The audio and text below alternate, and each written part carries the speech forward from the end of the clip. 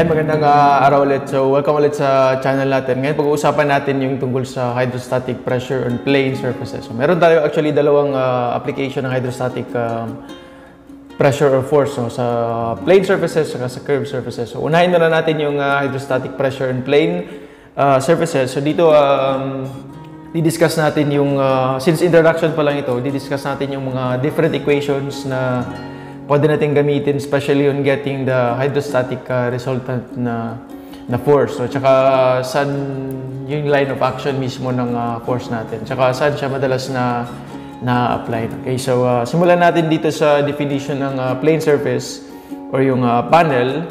So, any flat surface or arbitrary shape. No? So, ibig sabihin, hindi necessary na rectangle or circle. No? So, pero madalas na ginagamit ng or na-apply yung hydrostatic force natin is sa mga rectangular na mga shape. No? So, dito sa picture makikita nyo na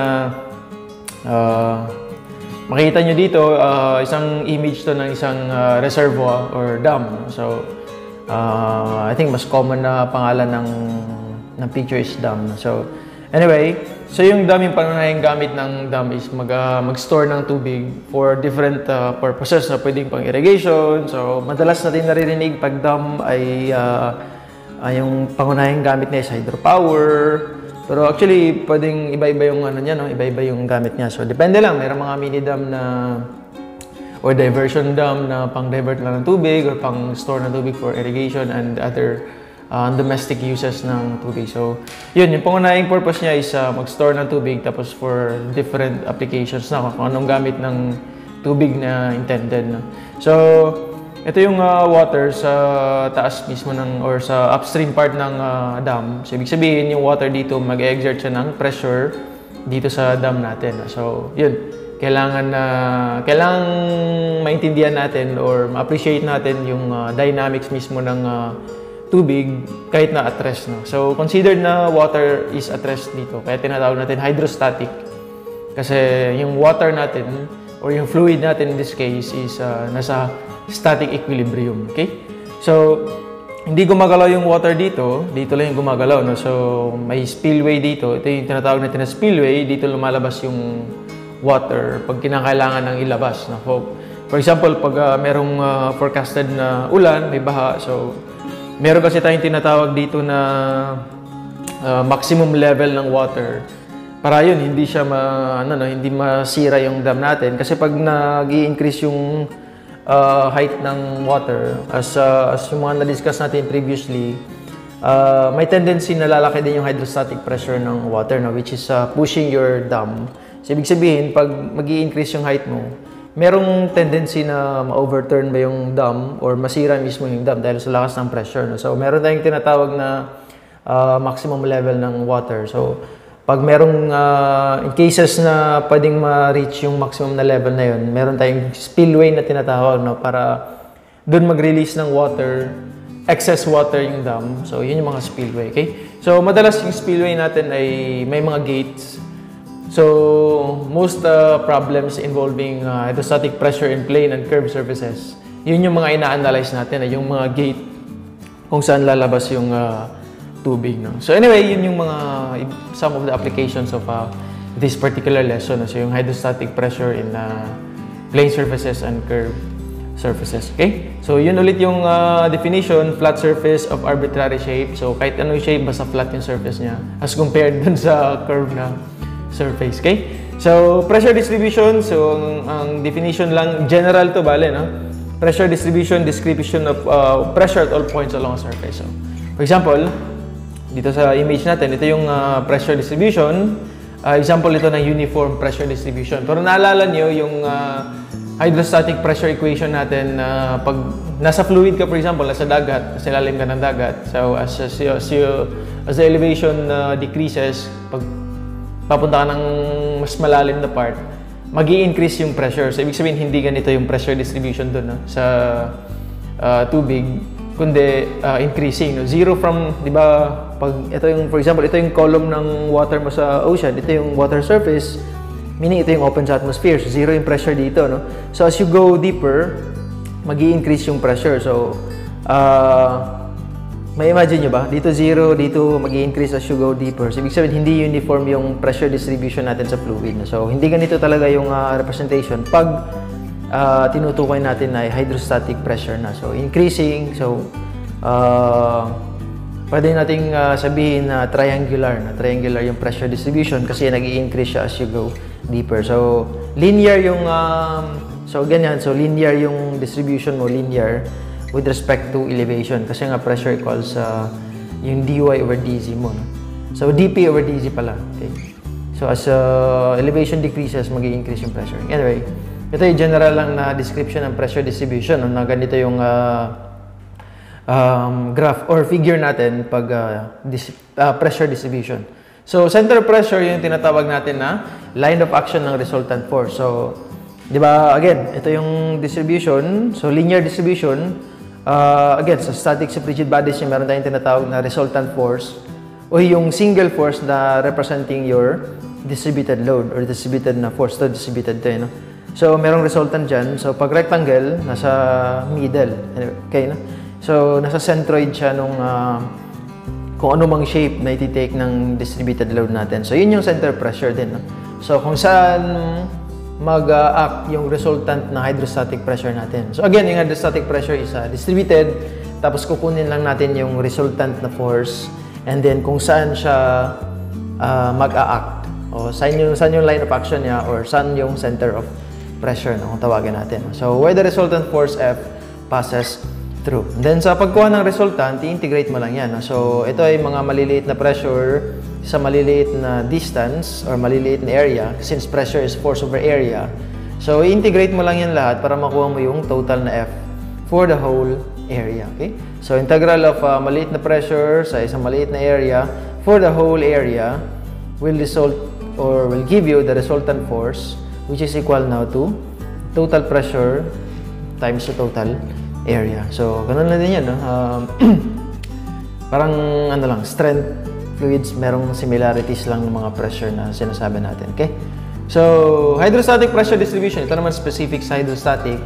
So, ito yung sinasabi natin kanina na nag-change yung pressure natin with respect to elevation. So, as you go deeper, nag-i-increase yung elevation. Kaya ito, no, medyo, ito kasi pagpunta dito sa, pag i-extend mo yung line na yan, papunta dito sa water surface, triangular pa rin yung distribution yan. Okay? So, since dito naputol naman, dito lang yung concern natin na area, so trapezoidal. Pero pag i-extend mo yan, pupunta pa rin yan sa 0. Okay? Kasi 0 yung pressure dito pag nasa water surface ka na. Anyway, so ito yung mga sinasabi natin kanina na, gates. So, isang type to ng gate na, for example, pwedeng i-open to ng ganong direction. No? Pag kailangan na mag-release ng tubig, for example, so i-open yung gate, so merong hinge dito. Usually, merong hinge dyan. Tapos yung opening ng gate natin is to that direction. So, clockwise direction. Tapos yun, ang mga application natin dito is how much force is required para ma-overcome yung hydrostatic pressure natin. So, ito yung hydrostatic pressure. No? So, yung tulak ng tubig dun sa gate mismo. Okay? So, dito sa kabilang figure, meron tayong, ito yung gate. Ito bali yan, no? Yung gate na yan. Ito yung gate na yan. So, ito yung centroid niya. Ibig sabihin, ito yung centroid ng gate natin. Regardless kung saan mag-a-act yung hydrostatic pressure natin or yung water mismo, hindi yan maapektuhan yung centroid. No? So, yung centroid mo is fixed na yan. So, yung magbabago lang yung center of pressure. Kasi depende siya sa height ng water, sa magnitude ng pressure. So, gano'n. No? Pero ang centroid, kasi hindi naman magbabago yung shape ng ating gate, ibig sabihin, hindi rin magbabago yung location ng ating centroid. So, ito lang yung magbabago, no? Center pressure. Depende ito kasi sa height ng water. So, kunwari, pag mas mababaw, ibig sabihin, pwedeng yung center pressure mo ay lilipat-lipat. No? Depende lang sa height ng tubig. Okay? Anyway, gusto lang natin ipakita dito na ito yung line of action ng hydrostatic pressure. Hindi siya necessary na laging sa centroid. Okay? So, though may cases na yung center pressure natin ay matatagpuan sa centroid or center of gravity ng ating gate, pero hindi sa lahat ng pagkakataon. So, not in all cases na tugma yung or swak yung center of pressure mo tsaka centroid. Okay?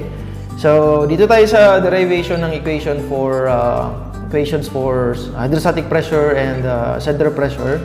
So, for example, meron tayong i-analyze dito na ganitong plane surface. So, plane yan. Ito yung longitudinal section niya. Ito naman yung parang plan view, okay?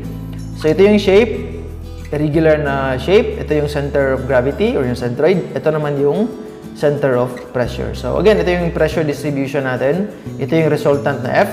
So again, no, increasing yung pressure distribution natin as you go deeper. No? And take note na yung direction ng ating pressure distribution ay perpendicular sa ating surface. So naka 90 degree angle yan. No? So hindi siya purely horizontal, kundi naka normal. No? Normal yung hydrostatic pressure natin with respect to the plane surface. Okay? So, ito yung mga dimensions na binigay. No? So, y, ito ay variable lang na area.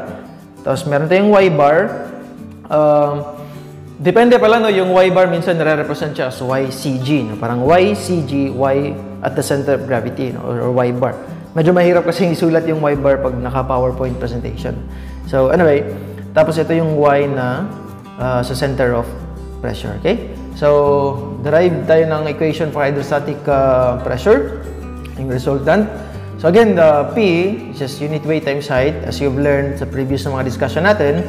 But H here is Y, ito no, P pala dito no.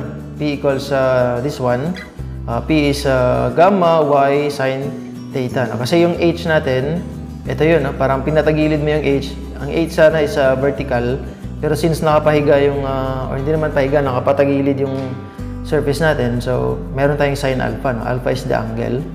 So, bali itong y sin alpha is as equivalent to your h. Okay? Kaya meron tayong p equals gamma y sin alpha. Anyway, proceed tayo. So, the differential force, dF, as sinabi natin kanina, yung total na F, pag kukunin natin, isi-integrate na natin yan.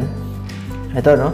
So, PDA, meaning the pressure at smaller area, tapos pag gusto mong kunin yung total na F, integrate mo lang yun, maliit na force sa buong, maliit na pressure sa maliit na area, tapos integrate mo sa total na area, makukuha mo ngayon yung total na force. So, yan yung mga gamit ng integral calculus natin, okay? So, ito na yun, no? Since, substitute mo lang dito yung P, dito sa original, substitute mo dito yung P, magiging ganito yung equation natin, no? Since, gamma is constant and then sin alpha, hindi naman babago yung inclination natin. Tapos assuming na yung fluid natin is homogeneous, ibig sabihin tubig lang lahat to, no? Walang ibang component. So yun yun, gamma is constant, ibig sabihin pwede nating ilabas, rule of integration. So ito na lang yung integrate natin. Ngayon, familiar kayo yata dito sa ano, or maalala nyo ba, meron ba kayong maalala dito sa equation na to? Integral of y dA. So statics of rigid bodies. Yan actually yung ginagamit natin para makuha yung centroid ng isang shape. So, yung tinatawag natin na Varignone's theorem, okay? Or, mas ano pala, no? Mas common pala yung tawag sa kanya na moment of inertia, no? Or, yun, the first moment of area. Or, no, not the moment of inertia, but the first moment of area. Or yung, yun, yung pagkuha ng centroid. Integral of y dA, again, correction lang, hindi siya moment of inertia, y squared dA yung moment of inertia. No? So, integral of y dA is the first moment of area, or yun, yung pagkuha natin ng centroid na isang shape. Ibig sabihin, na makukuha natin dito, with respect to the y-axis, since y naman yung concern natin, hindi x, so makukuha natin dito is actually y bar, okay? Since ito yung pagkuha ng centroid. So, di ba ang centroid natin sa statics is x bar or y bar? Since with respect to y tayo ngayon, makukuha natin dito is y bar.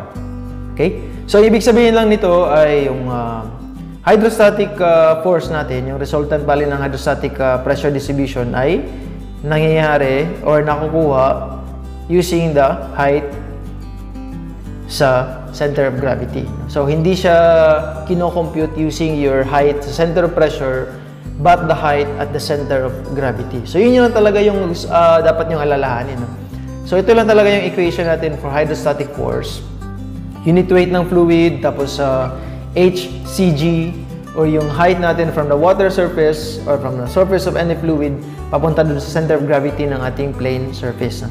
Tapos yung area is the area of the plane surface. So, ito yun, no? Area ng buong plane surface natin. Anyway, mamaya magbibigay tayo ng sample problem. So, line of action naman tayo of the resultant force. Ito na ngayon yung center of pressure. So, Again, dito sa statics of rigid bodies nyo, kung mare-recall nyo itong equation na to, ito yung sum of all moments equals, this is the moment of all sum equals the sum of all moments. So, naalala ba? Ito yung resultant force natin. Ibig sabihin, yung moment of all sum, ibig sabihin, moment ng resultant, is equal to the sum of all moments. So, yung maliliit na moments ng maliliit na pressure, dapat equivalent lang siya dun sa moment ng sa resultant natin. So, yan yung Varigno's theorem. Sum of all moments is just moment of all sum. So, ito yun. Since dF is just PdA, so, pwede natin substitute dito sa dF, yung PdA, so magiging ganito, no? And then, since P again is gamma y sine alpha, yung kanina, so pwede natin i-substitute dito sa P, itong equation na to, so magiging ganito, no? So, y, ito na yung P. So, just bear with me, no, sa derivation.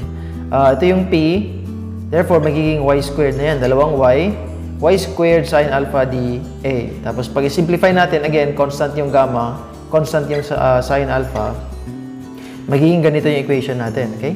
So, integral of y squared dA para sa total na area, okay? So, constant. Again, kung maalala nyo sa statics of rigid bodies nyo, meron tayong equation na ganito. Ito na ngayon yung tinatawag natin na second moment of area, or yun yung tinatawag natin na moment of inertia. No? Yung sinabi ko kanina.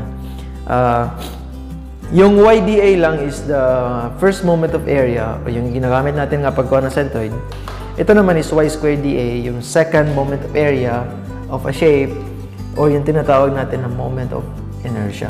Okay? So, yan. So, line of action of resultant force is y squared dA, or yung moment of inertia mo with respect to specific axis. Kaya lang, madalas kasi nating ma-memorize or mas madali nating i-recall yung moment of inertia sa neutral axis, di ba? So, again, I'm assuming na meron tayong background na sa statics of rigid bodies natin, center of gravity, moment of inertia, mga ganun. So, yun know, madalas nga natin ma-recall or ma-recall na equation is yung moment of inertia natin sa neutral axis. Yung, for example, pag square is bh cube over 12, mga ganun. Pag triangle, bh cube over 36. So, pwede nating i-express yung moment of inertia with respect to any axis in terms of yung moment of inertia natin sa neutral axis or center of gravity. And then, ito, y squared A. So, again, ito ay nasa, din natin, no? Sa statics of rigid bodies natin. So, review na lang talaga para sa statics. Hindi naman kayo makakamuta dito sa fluids pag hindi kayo nakadaan ng statics of rigid bodies natin. Anyway, so, yun.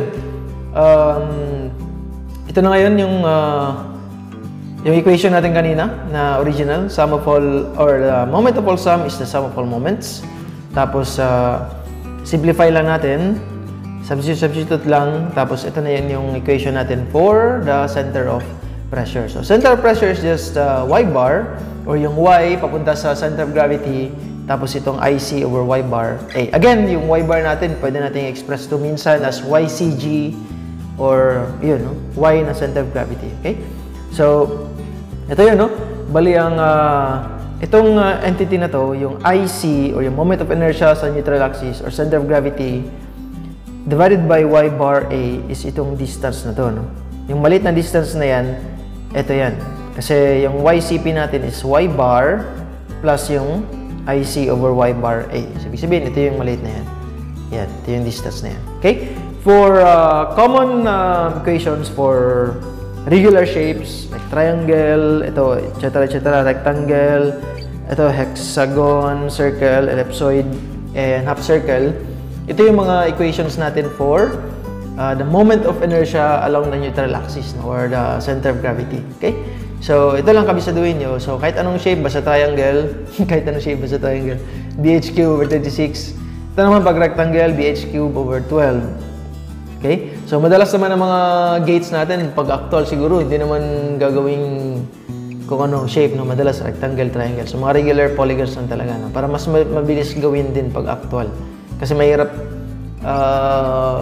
hindi practical yata in terms of construction pag yung mga difficult na shapes na, no? Hindi naman sila makabuluhan or hindi practical. Okay? So, just review your statics of rigid bodies, particularly on the center of gravity and moment of inertia.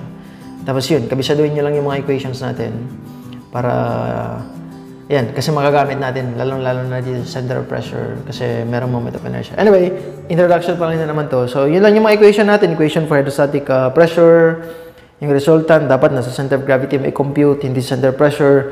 Tapos yung equation natin ng center of pressure. Okay? So, yan na yun para sa video na to. Huwag kalimutan pa lang i-like yung videos natin. So, malaking tulong yan para mas mabilis yung ma-search yung mga videos natin. So, anyway, salamat ulit sa pagsama dito and sana ay yun, meron kayong natutunan kito paano. So, yun lang naman yung ano natin. And then yun, thank you ulit sa panonood and see you sa mga sample problems natin, especially on this particular lesson. So, thank you.